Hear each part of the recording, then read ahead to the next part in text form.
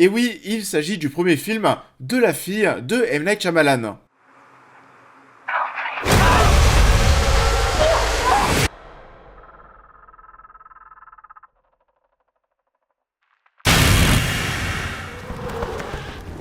Bonjour à tous, j'espère que vous allez bien, on se retrouve aujourd'hui pour une nouvelle critique d'actualité, parce que oui, ça sort demain au cinéma, et comme j'étais en train de le dire, étant donné qu'il s'agit de la fille de M. Night Shyamalan, et bah oui, ça pique ma curiosité, on va voir ce que ça donne, ça s'appelle Les Guetteurs, c'est parti, on en parle. Les Guetteurs est le premier film réalisé par Ishana Night Shyamalan. Perdue dans une forêt, Mina trouve refuge dans une maison déjà occupée par 3 personnes. Elle va alors découvrir les règles de ce lieu très secret. Chaque nuit, les habitants doivent se laisser observer par les mystérieux occupants de cette forêt. Alors oui, du coup, comme j'étais en train de le dire, c'est un projet voilà qui pique un peu notre curiosité déjà dans un premier temps parce que le concept est plutôt pourquoi pas voilà est plutôt attirant. On parle de gens prisonniers dans une forêt qui se font regarder par des gens mystérieux durant la nuit qu'on appelle vous l'avez compris du coup les guetteurs. Sur le papier c'est assez simple mais si c'est bien fait ça peut être sacrément efficace et bien entendu ça pique notre curiosité de même parce que c'est le premier film, on le disait, de la fille d'M. Night Shyamalan. Qu'on aime ou qu'on n'aime pas, c'est quand même l'un des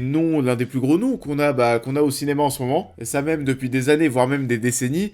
Il y a des bons et des mauvais côtés dans son cinéma. En tout cas, ce qui est sûr, c'est que c'est un réalisateur qui divise pas mal. Et je pense même que c'est un mec qu'on aime plutôt bien, même si ses projets, c'est vrai, ont tendance à décevoir. En tout cas, ce qui est sûr, c'est que c'est un homme, un réalisateur qui divise. Qui divise et donc fait parler du coup giga pression sur la fille qui est, attention, une 2001. Oui, elle a 23 ans, c'est une folie. Une fois qu'on a vu le long métrage, une fois qu'on a vu les guetteurs, qu'est-ce qu'on peut en dire? Alors, en soi, le film n'est pas dingue, on retrouve pas mal de choses du cinéma du père. La fin est un peu tordue et décevante à mon sens. C'est un peu, comme le cinéma du père sur ce point, à mon sens. Mais après, bon, allez, pour un premier projet réalisé par une jeune femme de 23 ans, c'est quand même pas dégueu, ça va, c'est même plutôt ambitieux. On l'a dit, mais on va retrouver quoi sur le papier? Un concept assez simple, dans un univers en quelque sorte cloisonné. On a eu des projets d'M. Night Shyamalan du père dernièrement qui pouvaient un petit peu se rapprocher de ça. On a eu Old. Si vous vous souvenez bien, Old, les personnages étaient bloqués en quelque sorte étaient bloqués sur une plage. Et c'était une plage spéciale où il allait se passer des choses un petit peu cheloues. J'avais plutôt bien aimé le film, mais pareil, la fin m'avait un peu déçu. On a eu quoi d'autre? Knock at the Cabin, où on suivait une famille qui allait devoir s'enfermer dans une petite maison. You have to somehow trust us. We're normal people just like you. It doesn't matter. None of us believe you. We will never choose anyone. On se concentrait sur l'intrigue principale, sur le feu de l'action, et à certains moments on avait des flashbacks pour en apprendre plus sur le passé de cette famille. Ici, c'est quasiment la même chose. On a 4 personnages enfermés dans une maison, des envahisseurs à l'extérieur et des flashbacks pour découvrir des choses sur le passé de Mina. Du coup, on n'est pas forcément si en terrain inconnu que ça. Si ce film était réalisé par M. Night Shyamalan et non pas par sa fille, on y aurait cru. Pour moi, c'est quasiment la même chose. Et je suis assez curieux en soi de voir ce qu'elle va faire par la suite, pour voir si elle va rester sur ce genre de petit concept qui se rapproche beaucoup de ce que faisait son père, ou alors si elle va totalement s'écarter de tout ça pour ensuite aller créer son cinéma, ses histoires, ses concepts. Et je précise ici quand même qu'on n'est pas sur une création originale, mais sur une adaptation. Mais en soi, le père aime bien adapter ce type d'histoire de même. La particularité ici, c'est que les personnes de la maison ne peuvent pas voir ce qu'il se passe à l'extérieur. Il y a un effet miroir en fait, mais contre eux. C'est un peu l'inverse d'une salle d'interrogatoire en quelque sorte. Une salle d'interrogatoire, les policiers voient ce qu'il se passe de l'autre côté de la vitre. On voit la salle d'interrogatoire et à l'inverse, les gens dans la salle d'interrogatoire voient seulement un miroir. Là, vous l'avez compris, c'est l'inverse. On est donc sur un personnage qui vont se regarder dans un miroir en sentant, vous savez, derrière cette vitre, les bruits des créatures qui viennent la nuit. Et ça va raconter certaines choses, c'est notamment une manière de se confronter à ses propres peurs, à ses propres traumatismes. C'est en lien avec les flashbacks qu'on a concernant Mina. Et le fait de réussir à s'enfuir de cette forêt, de s'échapper de cette maison, de ce miroir, c'est certainement le fait de réussir à échapper à ces traumatismes. On va ressentir de la tension, c'est pas forcément un film très flippant, et lorsqu'on va essayer de te faire flipper, c'est des choses quand même qui sont assez simples. Il y a quelques petits jumpscares, mais c'est pas forcément ce qui va vous faire bondir de votre siège. À vrai dire, c'est plutôt angoissant, plutôt pesant, il y a beaucoup de mystères, ça fonctionne plutôt bien. mais plus on avance, et plus la part de surnaturel va prendre le pas, comme les films de papa, là aussi. Voilà, pour moi, c'est toujours un petit peu ça. Dès qu'il commence à y avoir trop de surnaturel dans la fin des films de Shyamalan, ouais, personnellement, je décroche. Et ça me parle un petit peu moins, et ça va être encore le cas ici. Le surnaturel s'inspire des contes irlandais, etc. Parce que oui, l'histoire se déroule en Irlande. You have 5 seconds before the door is sealed. 5, 4, 3, 2...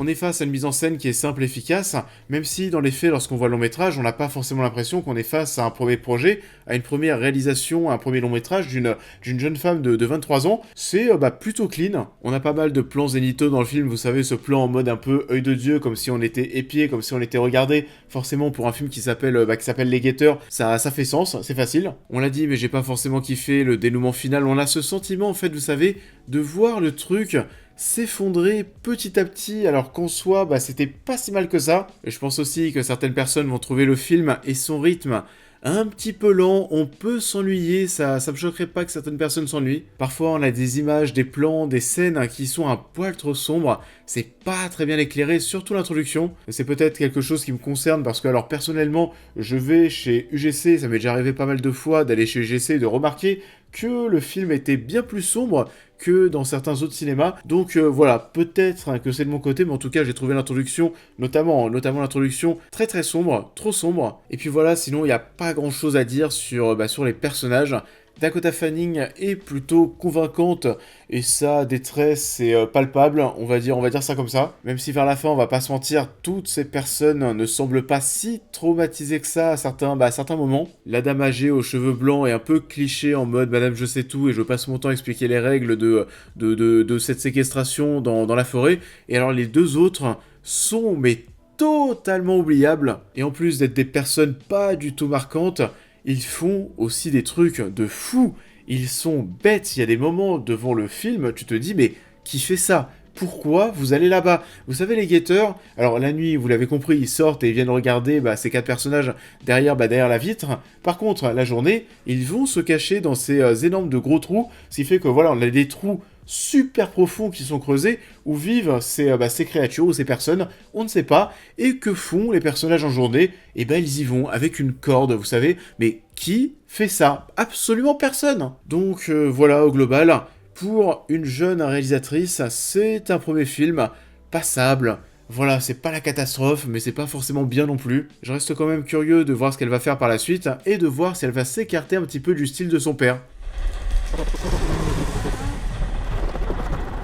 What are they doing? Applause. For you, mean it.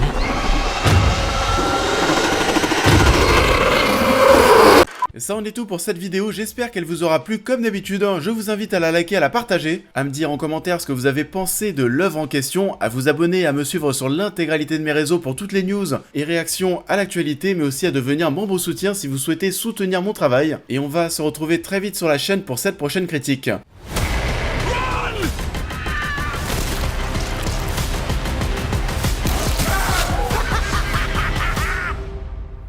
Fucking welcome. Et on va se retrouver un petit peu plus tard cette semaine pour quelque chose qu'on attend énormément, la saison 4 de The Boys. Les premiers épisodes sortent cette semaine, bien sûr on va en parler. J'ai adoré les saisons précédentes, donc voilà, grosse attente.